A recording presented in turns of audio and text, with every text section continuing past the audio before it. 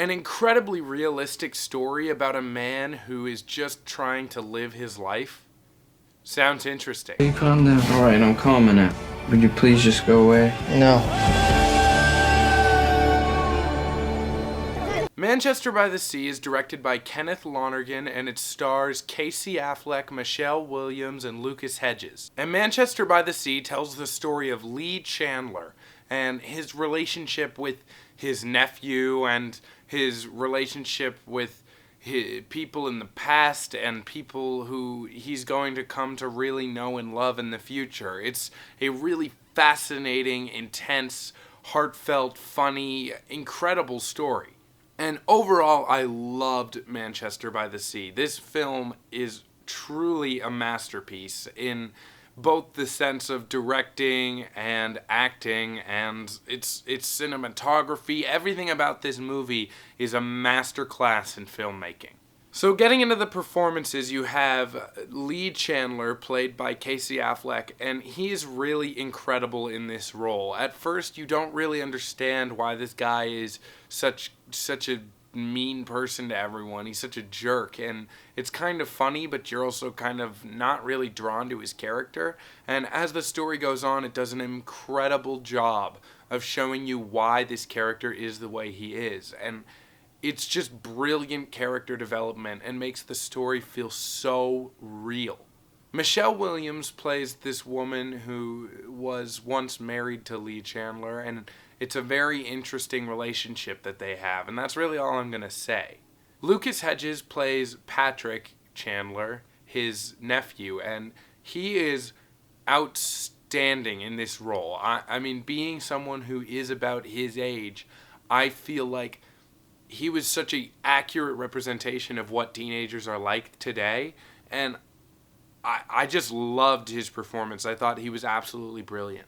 Now, as far as what I loved about Manchester by the Sea, it was almost everything. The way that everything was kind of framed in the center of the frame, it was a little weird, almost like a Wes Anderson movie at times, and felt kind of jarring, but at the same time aided this sort of slightly offbeat tempo and kind of tone that the movie sets up.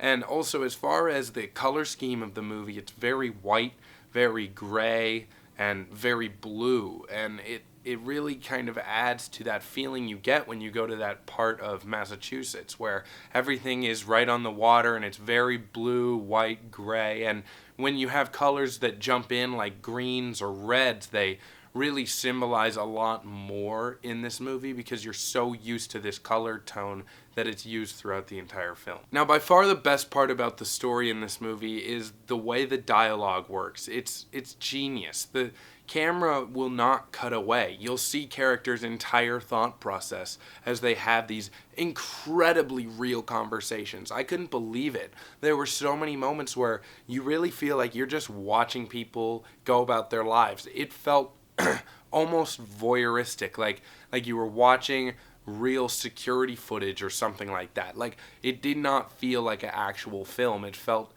so incredibly real, and it was amazing to watch. And that's something for me that I love in movies, when you can see characters do things that you really feel like are just real, raw things that people would do in the real world. Now, this movie's brilliant in its use of flashbacks. It doesn't really warn you at all when there's gonna be a flashback, and at first it's really jarring. You're sitting there thinking, oh, I've seen this before. What's going on? Did the movie break? Did something happen wrong? Is the projectionist doing his job up there? And then you realize, oh no, these are flashbacks.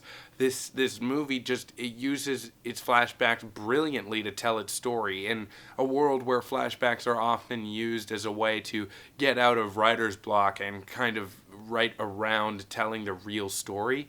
The flashbacks in this movie are used so effectively, especially at the beginning of the film where it's rather slow and kind of boring at times. The flashbacks add this shroud of mystery that really greatly enhances the story. Now, in the end, there's not that much more to be said about Manchester by the Sea. I think it's an outstanding story that suffers a little bit with pacing here and there, but overall, between its incredible performances and outstanding dialogue, it's damn near a perfect movie. That's why I'm going to give Manchester by the Sea a 3.9 out of 4. Thanks, guys. That's my review of Manchester by the Sea. I hope you liked it. I hope you drop me a subscribe, drop me a like, whatever it is you do here on YouTube, and I'll see you next week.